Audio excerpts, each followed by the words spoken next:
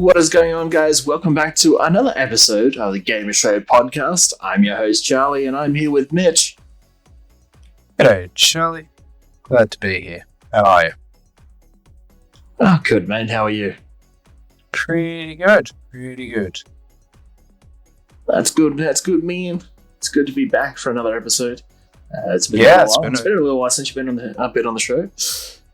Yeah, been in a bit of a hiatus. But no, back ready for it. The point is you're back now. That's it. That's the one. Alrighty, well, today's episode we're going to be talking about some Nintendo Switch 2 news that we were covering of last episode. You weren't on that one, but we had Jay on the previous episode. But yeah, we're going to be covering a bit of Switch 2 news, a bit of a follow-up from last episode. Then we're going to be talking about video game layoffs, as the gaming industry is suffering right now with a lot of video game layoffs from some of the biggest developers out there. And we'll talk about our thoughts and how we feel the gaming industry is going. But before we do that, we're going to do what we normally do. Mitch, what have we been playing? Oh gosh, mate. Pretty much just some Power World. So I built my daughter a PC with some secondhand parts from a friend, and then threw one of my old graphics cards I had laying around on the bench in, and it's playing Power World on medium graphics for us. So we've been playing Power World together. Even threw my son on there with the controller, and he's only 3, but he was able to run around and do some stuff. So that was pretty good. So we've been doing a bit of that. I've also been playing pretty much every time I sit down before I play Power World and get into the grind. I decide to go and shoot things in BattleBit to let out some frustration. Which usually leaves me more frustrated, to be honest. BattleBit. Hey, the game, man. The game. It's such a good game, even though the graphics are a bit old school, but it's definitely a great game. It's just that because I haven't really played it or spent some time in it, I'm getting dropped by people with guns that are not even close to even unlocking. So, definitely getting schooled, which is fine, really, because I'm not as active a gamer these days. And apart from that, I played some Settlement Survival recently, went back to have a look at its updates, but didn't really click with me. So, yeah, back to Power World. So, Power World only. Yeah, well, I know that feeling. I mean, I've been playing a bit of Power World myself and playing with my sister, playing a bit of Power, showing her the ropes and stuff, and showing all the different powers. And I've actually been doing a fair bit more exploring in that game. So I've actually gone out to all the areas I haven't bothered to go look at yet, and actually took on a couple of towers as well. But yeah, I'm getting a little bit high up in level. I haven't quite hit the level cap yet, but it's getting there. Nice. So we're currently playing on a hard map with some extra hard settings in custom mode. Just to make things a bit more interesting, because we found that easy and medium were just too easy, and hard was, well, it was good, but still some things weren't really as hard as they could have been. So we jacked up some of the settings, and we're playing on that, and it's quite a bit difficult. It's you want to hope so if it's on the super hard difficulty. I'm really struggling some days to even do basic things. I think she got one hit by a fox pack at level 3 or 4 to absolutely drop. I was like, whoa, okie dokie. Every boss fight is fire. Oh yeah, every boss fight's just an absolute encounter. You've really got to be on point with your dodges. You've really got to figure out where you're standing and which powers you bring. You can't just bring any power. You have to make sure you've got the right powers and they're leveled up, and the skills aren't just and all that. Everything's it's full on. full on. I think it took me 3 attempts at the level 11 sweep boss. The sweeper, yeah. Yeah, the sweeper boss. That was rough. I ended up building myself a little tower to shoot him out of and then just throw my pals out. Nice. Just sacrificing them to the meat grinder that was the sweeper. But yeah, no, heaps of fun. That's good, man. I mean, I've been playing a bit of that and a bit of Call of Duty, Modern Warfare 3. Because, it's just one of these games that, I don't have a lot of time these days. So being able to jump in and play like half-hour rounds, chuck on an XP boost for about half an hour. And then once that XP boost is gone, then it's like, okay, cool. Time to jump off. It's kind of how I have to like moderate my gameplay sessions now because I find that if I play too long, I've like wasted too much time on other projects. So, yeah, for sure. Just finding I don't know, as I'm getting older, I'm being a little bit more time conscious of where I'm spending most of my time. That's very fair. I think the reason that I got Anya into gaming was so that I could game still, because prior to that, having time alone to game was a non-event. Like it just didn't happen. Yeah, unfortunately, as responsibilities, commitments, and that come up, it's harder and harder to find time to be able to just play a game every now and then. And that's why I really appreciate games where you can do it in short bursts, so you can go through and have a half hour to an hour play session, and that's okay. Yeah, that's why I'm starting to find myself more drawn to, like, open world games where I can jump in, do one thing, jump out, and I don't have to worry about it. I can't really commit to online gaming anymore. Like, not like, jumping in to play WoW and, people, need you for a raid or whatever. I can't commit to a freaking 6-hour raid, bro. Not a chance in hell. I don't remember really the last time they can do that, but yeah, for sure. But nowadays, I mean, that's one of the things that frustrated me about. Yeah, exactly. Like, that's one of the things that frustrated me about Destiny 2 because I love playing Destiny 2, but it was one of those things was like it's just so time consuming. And I always wanted to do one of the raids, and I gave it a crack one time, and it was literally like a whole day, and I still didn't have the raid completed. I was just like, yeah, I'm sorry, like guys, I gotta go. I'm out of time. Yeah, and that's they're like really at the end, and I'm like, it's like 2 a.m., bro. I'm gonna go to bed. Yeah, it's insane, and like hats off to the people that do it. I used to be one of those people when I was younger, especially in WoW. But these days, I don't remember the last time I got 6 hours alone. Nah, not gonna happen. Not unless I would just like slam a bunch of Red Bulls and stay out well too late and then pay for it the next day. It ain't gonna happen.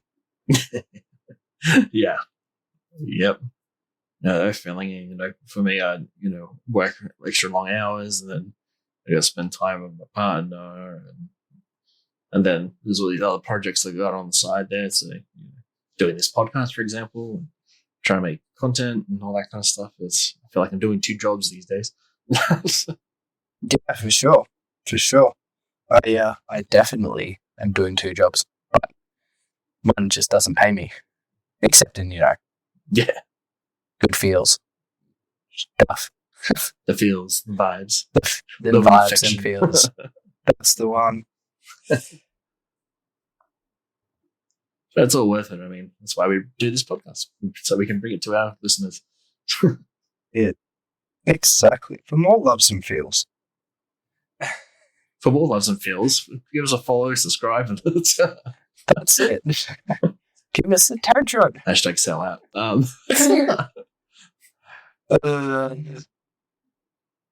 Hey, we do this for the fun of it. We don't get any money or anything like this, nor do we. I mean, it'd be nice, but nor do we do it for that. We do it because we enjoy what we do. Exactly.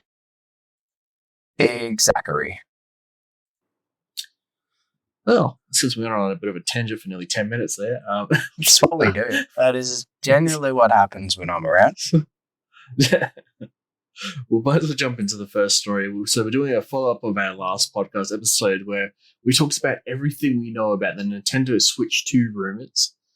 Mitch, did you have a chance to listen to our last podcast? I would love to say I did, but I'd be an absolute liar if I did say that. Most of my time is spent on the phone is spent with people calling me, unfortunately. So my drives to and from work are not as podcast filled as they used to be. Unfortunately. But I did have a quick gander over what we know of the NS2. Yeah, so for those that will listen to our previous episode 8, if you listen to that one, we talked about the Switch 2 and its capability, where they're talking about the Switch 1 is coming to the end of its life cycle, and that potentially a lot of the games that will come over to the newer console, the new design, could potentially look like a 3DS crossed with like a tablet kind of setup.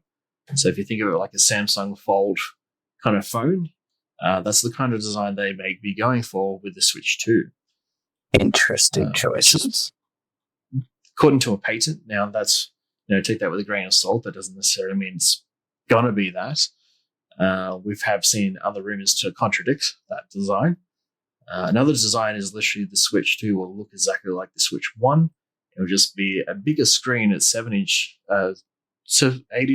display, which will then be able to do 1080p in handheld mode, which would be a pretty good thing. At the moment, the Switch only does 720p in handheld mode. So it could be a bit of a jump. And also still using an OLED display, just like its OLED predecessor on the Switch 1. Using the 5th gen VNAD RAM. Yeah, it's it'll be interesting. I feel a little behind in the times because I really only I've had my Switch now for a year or two, but still barely use it. The only thing I think I've played on there was that farming game, which I forgot the name. Stardew Valley? That's the one, Stardew Valley. I knew I had Valley in it somewhere. I was going to say Farm Valley, but that didn't fit. Played a lot of that, and Zelda Tears of the Kingdom. Great game on, actually. Oh, yeah. Yeah, I mainly bought an OLED model because I had the original Switch. But when it was in the middle of the height of COVID and Animal Crossing came out, my partner decided to play Animal Crossing. And she ended up confiscating my Switch. So I was like, all right, well, I might as well just give you my old one and I'll upgrade and get an OLED model. So, that does seem accurate. Yeah, at the time she was obsessed with Animal Crossing. And I really wanted to play I think it was a new Pokemon game came out around that same time. It was after that game. Yep. What was that? It was Diamond? Let's Go Pikachu, I think. Oh, was yes. It Diamond? Oh. That's right. I think it was Let's Go Pikachu, actually, at the time. Let's Go Pikachu and Eevee at the time. That's right. That was they did a release at PAX as well. We got to test it at PAX. Yeah, that's right. Yeah. So yeah, I wanted to play that at the time. So, and she wanted to play Animal Crossing. So I was like, all right, you go have the Switch, and I'll get the OLED model. So yeah, so I ended up playing a lot of Pokemon at the time. And then, we play a lot of like Mario Kart from time to time. My missus really loves Mario Kart. Mm-hmm. And then she's been playing Stardew Valley as well on it. She hasn't played it in a while, but she was playing Stardew Valley on it. Such a trap, that game. So if the dopamine hits really just keep coming. She spent so many hours in that. She couldn't work out the fishing mechanic for a while, though, until I ended up doing it for her. And she's like, "Did you do that?" I'm like, "You just followed the meter, but..." That's actually one of my favorite things to do in that game. It's the fishing. Just fish. Yep. Because I have issues. Well, until my, energy runs out. Same with Animal Crossing. the fishing in that too. Yeah, I don't know. I didn't really play those games. I wasn't really big into those kind of games. I played a bit of Breath of the Wild when that first came out, and then I got stuck in one of the puzzles, and then I was just like, yeah, I'm done with the game. I got sidetracked playing one of the other Pokemon games. Yeah, that's fair enough too. It does look like it's going to be an interesting console. I'm just worried, are they going to just completely make the original Switch obsolete now? Are they going to make things backdatable? Are they only going to be able to be used on this newer, larger screen? They're questions I'd be interested to know. That, because in the next bit of news, the Switch 2 will actually be fully backwards compatible with Nintendo Switch Joy-Cons, Pro Controllers, and Switch games. The design of the Switch 2 games will be a different cartridge, which won't be able to be played in Switch 1, but it will be able to play original Switch cartridges on Switch 2. So it's forwards compatible. Like, yeah. So everything from the past can come across, but everything brand new won't be able to be used on the Switch. And I suppose, what about the ones bought on the store, though? Online. That's the interesting one. I'm not too sure how it's going to work with digital purchases. Because, unless it keeps it like in your library, and if you already got it in your library, then you just play it digitally, maybe through the Switch too. So I'm not too sure how that's going to work. I'm guessing we'll Switch 2 games won't be able to get backwards, but yeah, that's what I'm thinking. Which pretty much means that, it becomes obsolete for, like, the Switch one becomes obsolete if game makers stop making games for it. But yeah, we will see, I suppose. But it's interesting. Definitely. It's good that old games can be put into the new one. That makes me happy. Makes me happy too, because I've bought a lot of Switch games over the years, and I don't want to have to rebuy them or not be able to play them and have to keep my original Switch. Yeah. The other cool thing too is the Switch 2 will still have Joy-Cons similar to its predecessor. However, the new Switch 2 Joy-Cons will be connected to the screen via magnetic strips. So rather than sliding into the side of the Switch, they'll actually magnetize to the side of the Switch. That could be good. There is also an extra button on the back. So where your ZR and your LR button is on the Joy-Con, there's actually a button underneath that, behind there, like a back button. And it will magnetize, and the top buttons, the ZL and ZR buttons, will be metal this time instead of plastic, being more durable, and also given the ability to magnetize to the tablet. That's interesting. Yeah. Now, treat it with a grain of salt, but this is all according to case and screen protector manufacturer who's been working on making third-party accessories for the Switch 2, which they have revealed. And according to them, they've actually been able to touch the new Switch 2 console and actually mess around with it. The rumored date used to be rumored to come out this year, but it looks like it may have been pushed back to early next year.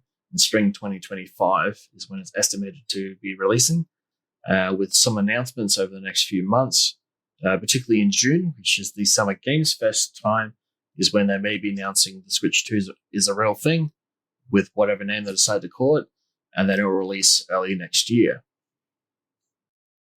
Interesting. See, I thought it was coming out like June-ish this year.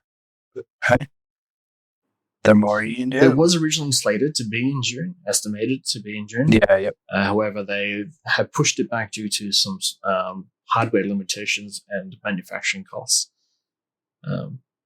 So yeah, it's been since moved to next year, but we'll probably hear more details about it in the coming months.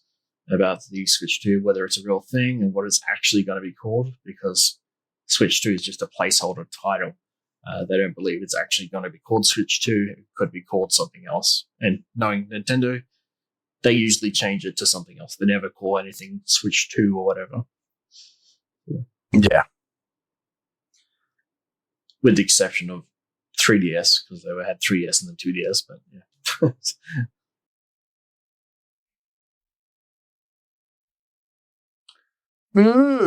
Well, it'll be a watch and see then, I suppose. We're not going to get all the answers straight away. Typical.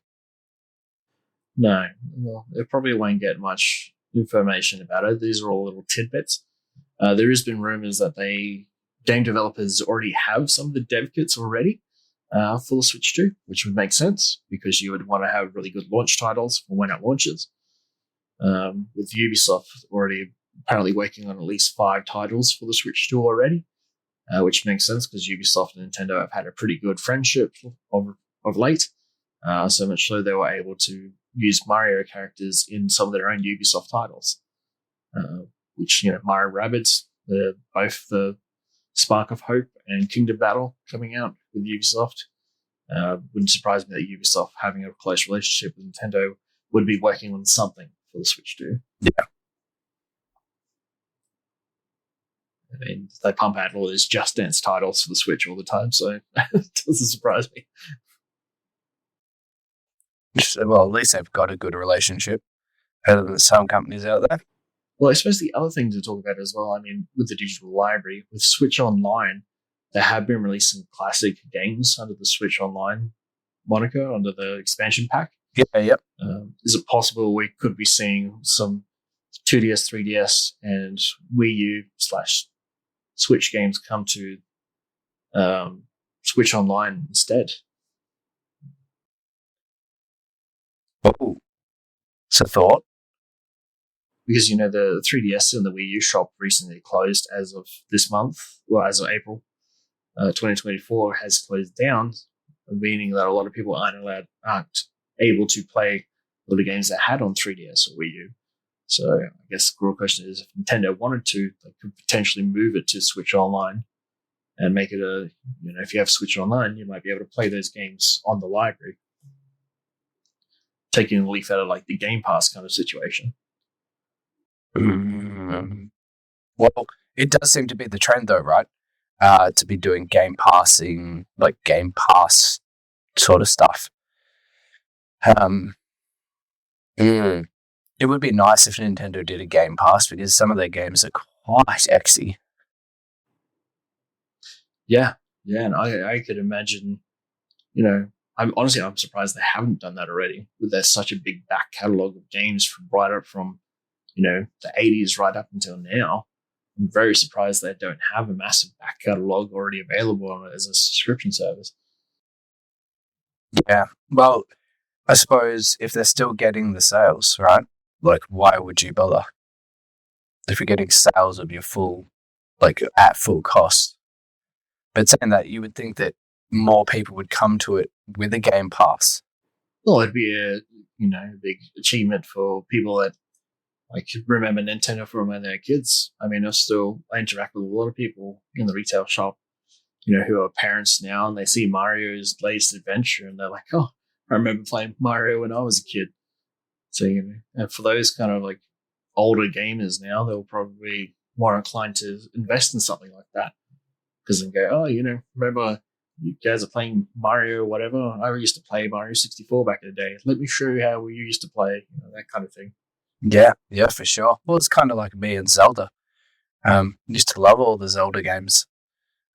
So that's, one of the things I've tried to get my kids into Zelda, but it's just not happening. Yeah. You gotta admit, Zelda's probably for a little bit higher age demographic. Yeah, maybe. I personally wasn't really that big into Zelda when it first came out. It wasn't until actually Breath of the Wild that I actually was like, oh, you know what, I might play one. True. Ocarina of Time, Majora's Mask. The old N64. Link's Awakening was quite fun. When they re-released it on the Switch, I played that. Fair. But yeah, Switch 2 could be happening real soon. So it'd be good to keep an eye on that. Sounds good. It's unfortunate because honestly, I feel like Nintendo are being left behind a little bit in terms of hardware. I know Nintendo's always been about, quality games over, graphics, but, it's getting to a point where developers are like, you can't put a game on your platform because it's just simply underpowered. Yeah, exactly. Well, that's why all consoles and everything change over time. Because, the games industry is probably going to move heavily into like games like using Unreal Engine 5. And the graphics on Unreal Engine 5 are insane. So if Switch isn't able to handle that, like they're missing a lot of the gaming like market. Yeah, you don't want to have specialized.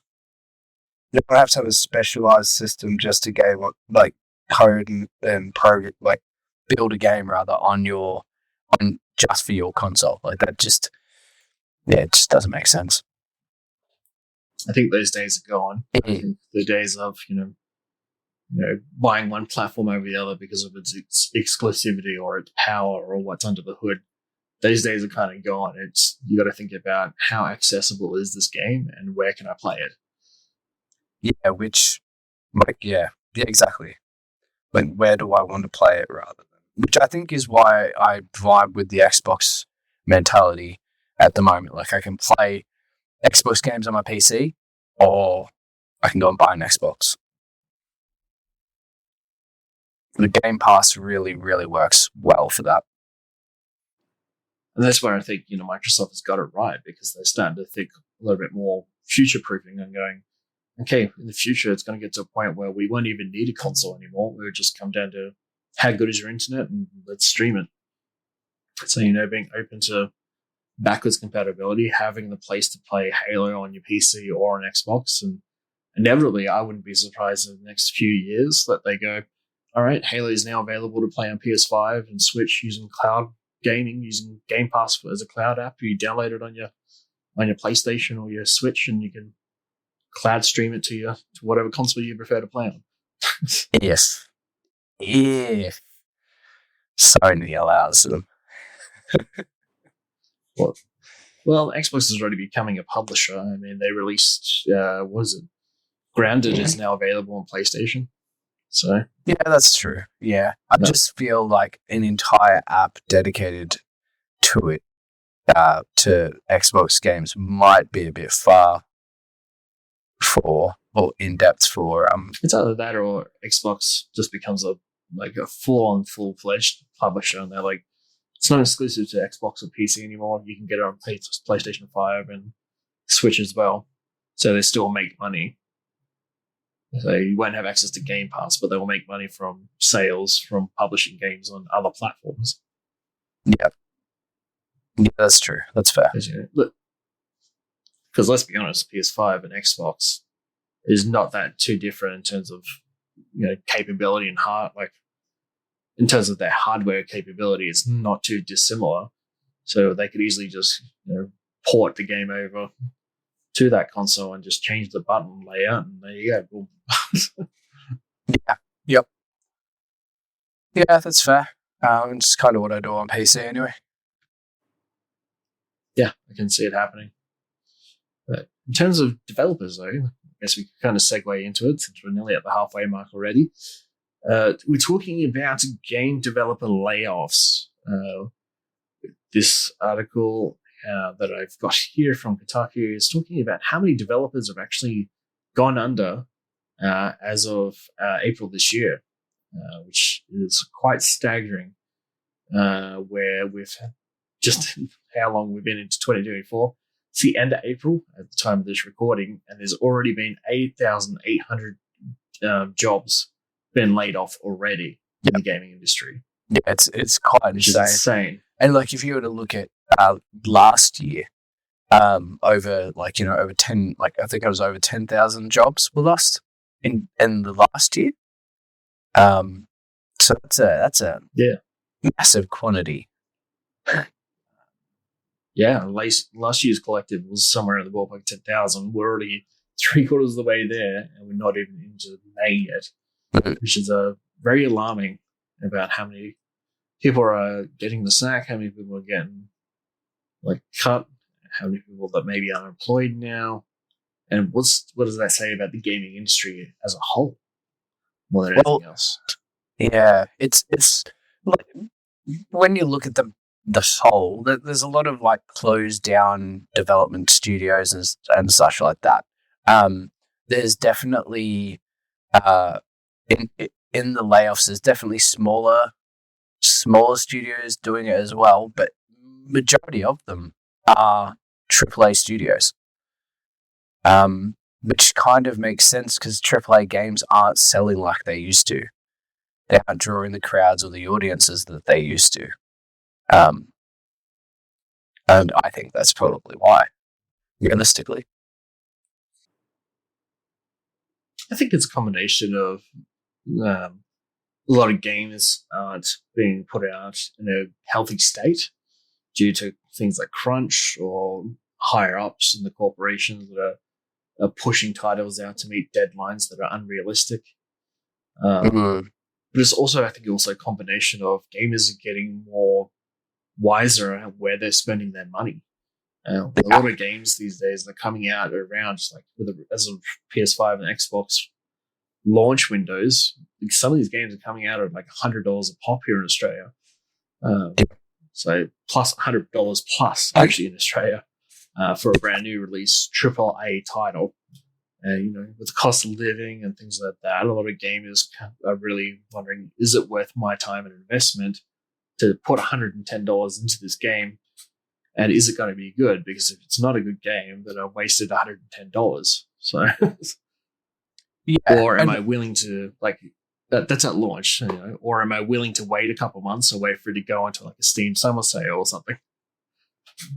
Yeah, 100%. And I think I'm one of the watch and wait.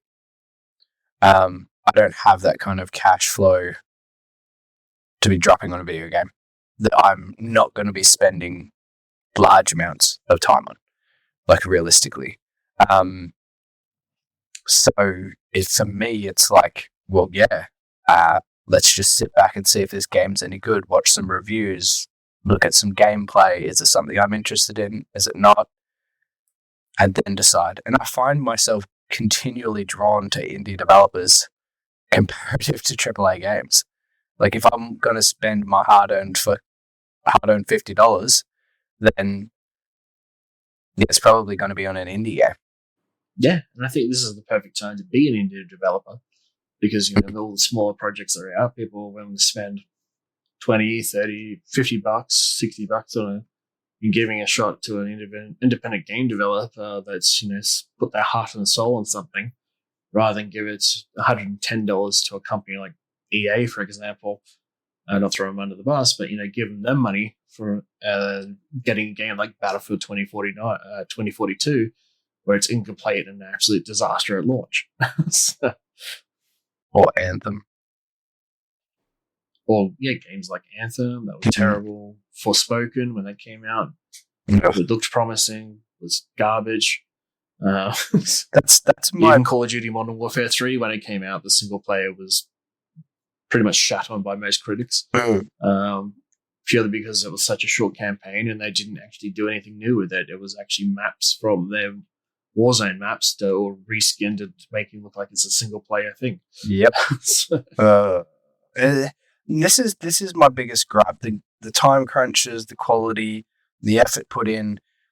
You get, and I suppose the difference is that all eyes are on a AAA company, right? All eyes, shareholders are looking at them. Everybody's under a crunch to try and perform, make money.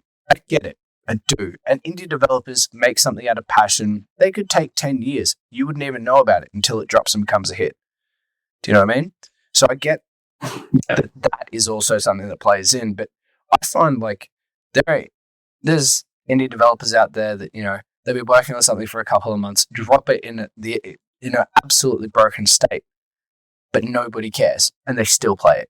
I think I'm very much one of those people that will play something that's completely broken. I freaking Star Citizen for I don't know how many years I've been playing that goddamn game now. the game should have been released by now, but that's a whole different story. It's a whole different story. But like that game has gone through so many iterations of it's kind of not broken, it's severely broken and unplayable, to it's kind of working, to it's in a really good state. Like it's gone through these iterations, and I don't really mind, like, because when I first got it, it was like $40, and it was a no-name company to me making a game that I had interest in. And it's kind of the same with like any indie developer that drops something that's, you know, half-baked. I'm like, yeah, cool, the concepts are all there. We just need some fine-tuning, some polishing. And generally speaking, indie developers are hitting updates like crazy. Like, they're out there trying to make their passion project work. Whereas AAA guys tend to, not all of them, but a lot of them tend to drop a big title game, be like, that's what you get. Like, and then you wait 3 months for an update that fixes nothing. That irks me to no That's end. the difference. You know, and this way, you know, with it, you know, for example, the success of Power World launched it still on technically a beta, and the developers have been openly listening to the community, and they've been dropping consistent updates. Like over like what it came out in, I want to say it dropped in February. Was it? I think it dropped in February. God, I've got no idea. I don't know. I think it was around there anyway. February became one of the biggest games of all time, and they consistently dropped updates. And as of recording, I think they've dropped around at least 3 or 4 major updates to fix most of the issues addressed by the community. Now, that's not to shit on a big game developer like EA and that, but they are less likely to release a big update unless it was absolutely like game breaking and everyone was complaining about it. Yeah. I don't disagree with anything you just said. That's pretty much spot on the money. It's infuriating, and that's why I don't spend my hard-earned on AAA titles most of the time, because I sit back, I watch, I wait, I see it drop, I look at it, I'm like, this is half-baked as. Like, no chance. No chance. I mean, look at how quickly Battlefield 2042 plummeted. It was out, everyone was hyped for the trailer, people played it, they gave EA feedback and said, this is garbage. They didn't get listened to at all for a good few months. Yep. Ended up going straight into the bargain bin, became $19 within a month because simply just couldn't sell any copies. It was infuriating because I was pumped for that game. We played it. Yeah. Like we were hyped for it. We played it. Oh. Played the shit out of it for when it first came out, only to be severely disappointed, and I haven't touched it since. Like I keep going back to it every now and then. I played it a couple of weeks ago just to see what was different, and now it's actually pretty good, but it's just not a game I was willing to commit to again. Well, that's the thing, and we committed so many hours to it, and yeah, it was broken, had some fun in it, but like overall, it was just broken.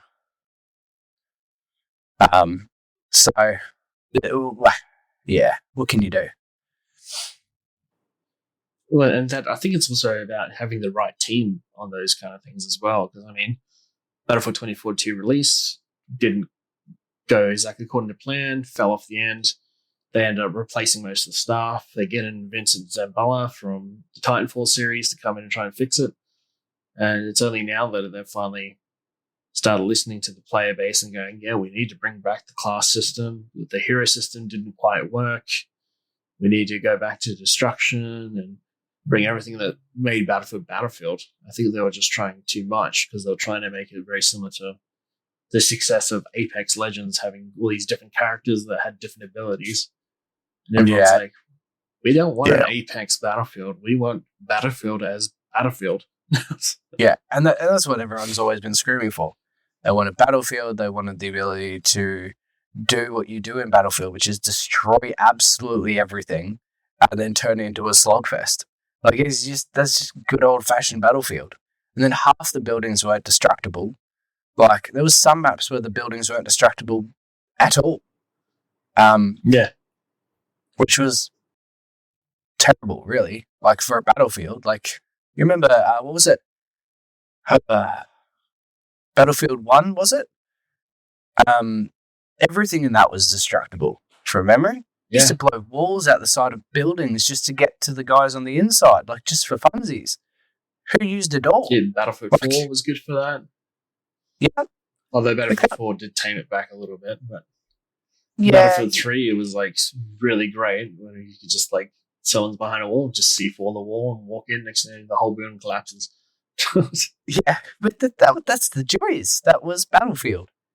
So yeah, and even Bad Company 2, when that was out, it was the same thing. The reason why it got so popular is because it had destruction. Yeah, and it was doing something that a lot of the shooters wasn't. And it's just disappointing that how far you can come from a franchise that's doing it so well in the PS3 era to we're now in the PS5 era and we're still playing games that won't do full destruction. Yeah. Well, with the it does take finals, time. that's where granted. the finals takes off. The final. Actually, I love that game. I really do. Like every time I play it, I'm like, I do love this game. I love it. I've been playing it consistently. It's one of these games that it's just so much fun every time. I always have a ball with that game. And I love the fact that they've added new modes to it slowly as well. So, and it's free to play. That's how cool. How wrong could you go with that? Yes and no. I think that a lot of game companies, you design a game with a vision, you create a storyboard, and you figure out how you're going to do what you're going to do and everything like that. And from there, you build your game. But taking some feedback from communities is a must. So I don't know. Yeah. So basically, the finals is pretty much like probably one of the best games, and it's free to play. And that's the cool thing about it is, despite being a free to play game, you got all this destructibility, you got all these features that a lot of games used to have are just gone entirely because of corporate big companies going, no, we're not going to do that. We're going to keep it simple and we're going to do just linear games. And then you've got games like the finals that comes out and go, we can do it free to play and we can have full destructibility because that's what the gamers community actually wants. So, to see all these game development companies going under, I can't help but also think maybe come from the aspect of maybe these game companies are just simply not listening to their community. I mean, the community gives them the latest feedback, and a lot of these companies are just simply doing their own thing and not listening. I don't disagree. I've always, for the last couple of years, to be fair, I've always looked at the Game of the Year and gone, really? Are you sure about that? It's not what I would have picked. It's not what I would have done. Yeah. Yeah, well, I think sometimes the gaming industry can be a little bit out of touch with people's choices. There's a lot of games that are out there that got Game of the Year, for example, and I personally feel like a lot of other games were robbed for Game of the Year kind of nominations, and I think, it's not just that I'm biased, but just from people I've talked to that really thought that particular game that won the Game of the Year shouldn't have won Game of the Year. Perfect case in point when Last of Us Part 2 got Game of the Year. A lot of people that I talked to and seen online as well in the gaming communities were like, how did that get number 2 when it caused so much controversy with killing off one of its main characters, when there's games like Ghost of Tsushima and stuff like that that came out that same year, which were miles better than everyone was saying, it's my Game of the Year. How did this game get Game of the Year? Yeah. Like Baldur's Gate 3, that made sense to me because the online consensus with the gaming community was, Baldur's Gate 3 was a really good game. So it deserved to get Game of the Year. That was the one that was last year's Game of the Year, and I was like, that makes sense. I haven't played the game, don't know much about it. Probably wouldn't be my forte because Baldur's Gate was just... Sorry, come on. Yeah, it's probably not my game because I'm just not really into those kind of games, but from what I can see in the gaming communities that I'm a part of, everyone seems to love it, so to me, it makes sense. Sure. If it gets Game of the Year, that's good. But then there's other years Yeah, where that game slapped. there's other games that come out that's supposed to be they got game of the year, and I'm just sitting there scratching my head going, how? It's like, how is that a game of the year? I don't get it. Yeah, that's it. It's always like this. Like there's the reasons for layoffs are so hard though. Like thinking about it and talking, like, different games come out, genres have completely died off, really. Like battle royale style genre that was massive during like COVID and everything is kind of dead. There's been mergers and acquisitions of companies, that those kind of things always come with layoffs, generally speaking. Well, yeah, I think, and the thing with battle royales, it was good because it came out at a time where people wanted something different. But the problem is now is that so many game companies out there and game developers have all done their own version of a battle royale, and it's now become oversaturated where everyone's like, oh, another battle royale, cool, and then moved on. I mean, even Ubisoft jumped on it with Hyperscape, which we played for a bit, and it died off real quick. Yeah, it did. It was a cool idea. It was a really, really cool idea, but they did overcomplicate it, and to a degree. So yes, it's still a cool idea. I'd probably still play that game, to be honest, if it was still around. I'm not even sure. I did love collecting multiple of the same items. No, I don't think it is. I think it's gone. Yeah. But collecting multiple of the same items to level up that item was just a really, really cool design, and that I liked it. It was kind of like the cycle. The cycle's gone for good. Closed down game servers. It's gone, mate. Oh. Like the market got oversaturated, granted, with the battle royale style of game. But there were a lot of games that had like really cool dynamic stuff in them that, like, if you were to flesh that out into a game, it's actually pretty good, I reckon. Yeah. Like Hyperscape, I liked the ideas. Same with the cycle. Cycle could have been one hell of a game. Could you imagine having like the cycle, but then different maps that you're jumping to and from to gather resources for a home base, or even say a station, like in space? You're flying down to the planet whenever you can. You've got to fight other people because the clouds have shifted or whatever, and then that's your battle royale. But then you take all that stuff back to your single player or your team base or whatever, and you're building that up to design these new weapons and gadgets and whatnot to take into the next battle. And, that would be a cool idea. I think that should have been like something they should have done with that. Kind of just died. Yeah. Oh yeah, I'm just reading the reviews actually for the cycle. I had no idea it was gone. Reading the reviews and everyone's just saying, bring it back, come back. They also couldn't beat the bots. They couldn't beat the cheaters. Like they were struggling so badly with cheaters. So yeah, it's like what's his name? Is that still around? Splitgate. They've stopped that game. Like, it's still around. The server's still up. The game is officially done. Yeah. Because they're working on a new title. My biggest gripe with that was that the original was hella fun. Yeah. It was really good.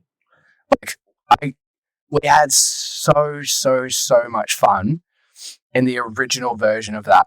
And then when it released with all new skins and maps and this and that and XYZ, it was kind of like it lost its shine almost to me. I don't know why. It was just like, it had lost something along the way. I don't know what it was. Can't put my finger on it. Yeah, it was just saying, man. We had so many good moments in Splitgate. There was so many fun games we did. That one live stream where we worked out how to come up with that joust game mode as well. It was really cool. That was freaking hilarious. When we had the live stream where one of the developers from 1047 was actually on it, giving us feedback and letting us know we could do custom modes, which was great that he pointed that out because we're like, oh, we didn't know you could do that. And he's like, yeah, you got custom modes, you can do everything like this and that and that. And I was like, this is really cool now. Open up the door to so many cool things. I know. And then we started doing like one shot and running the chamber and all of that. That was fun. And then they brought it into the actual game. That was probably my favorite change, actually, was that they had those custom modes in the release game. Yeah, it was so much fun. We had one in the chamber, then we made it baseballs only with like 200 speed, snipers only with like that no was gravity. Disgusting. That was also disgusting. We went into like miles in the air. We couldn't catch each other because the jetpacks just kept flying. Oh, it was so broken, but so much fun. Like I remember laughing so hard my side hurt. Yeah. Like we got so many good clips from Splitgate. You can check it on our YouTube channel, by the way, if you guys want to check it out. But yeah, we put tons of game modes in there. We came up with so many fun things. We met so many good friends in there as well. Where people are just I've still got some of my friends in there. A lot of the people. Yeah, I still got a lot of people from Splitgate on my Steam account. Like, but I don't see anybody playing it anymore. No, yeah. It just kind of sucked that the developers gave up on it and moved up onto something else. Yeah, they just changed what they were doing. Went on to something else. Which is fair, you know. You need to grow as a company. You need to take on new projects. Yeah.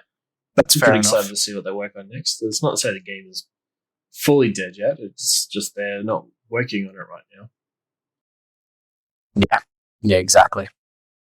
Which, you know, that's the same with everything. Everything needs to change and shift, and I'm hoping that these AAA titles start listening to some more and don't just try and jump on trends.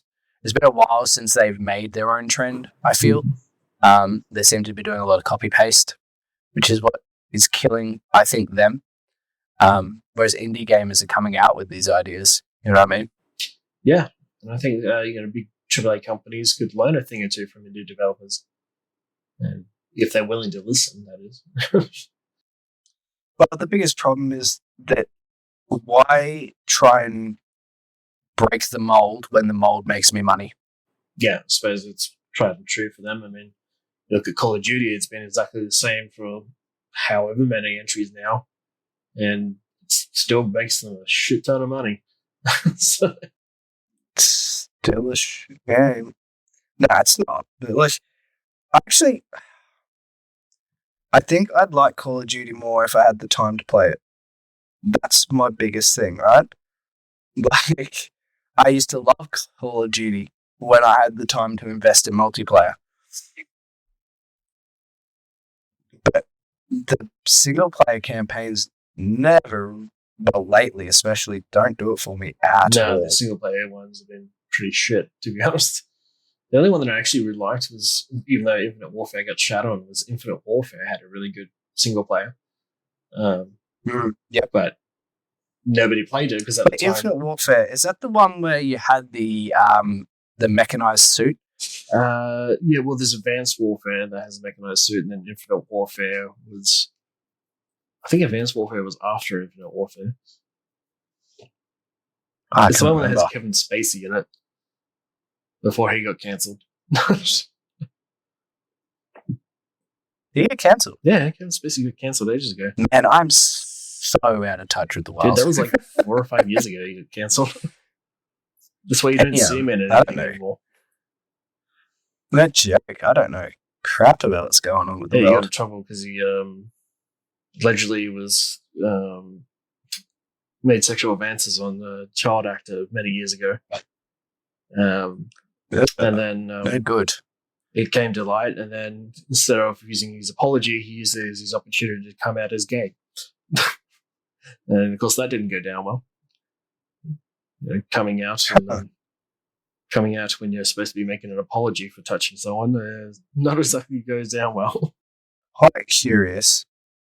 Yes. Okay. Well, the actor that's in the more you know. The actor that's in Star Trek Discovery. If you ever watched that, it's